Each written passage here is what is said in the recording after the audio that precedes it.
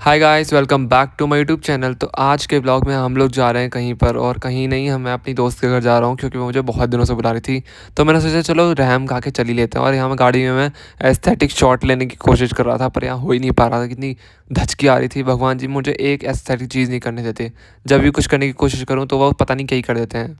और उसके घर पहुंचने से पहले मैं एक दुकान पे रुका था उसके लिए कुछ सामान खरीदने के लिए, क्योंकि उसने बोला था कि मेरे लिए खाने के लिए कुछ लेकर आना। तो मुझे कुछ समझ नहीं आ रहा क्या ले जाऊं। तो मैंने सोचा चलो बिस्कुट और नमकीन ही ले चलते हैं, इससे अच्छा क्या ही ले जा सकते हैं। और फिर उसके घर में पहुंचा और देखो मैं इतना सारा कुछ सामान लाया था। इतना तो नहीं था, मतलब 4-5 पैकेट ही थे चिप्स के बस।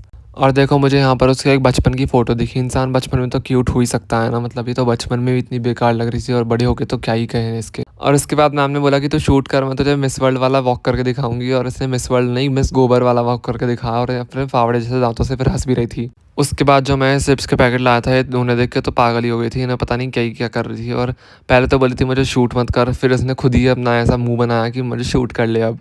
और ऐसा तो हो नहीं सकता कि इस घर में आऊँ और कुछ कांड ना हो। तो मेरे आते ही इसके घर में ये फ्लावर पॉट टूट गया, पता नहीं कैसे रखा रखा टूट गया। रखा नहीं, मतलब हवा से नीचे गिर गया था ऑब्वियसली। इसके ऊपर फूलों का बाहर इतना चढ़ रहा था, इसलिए नीचे गिर गया।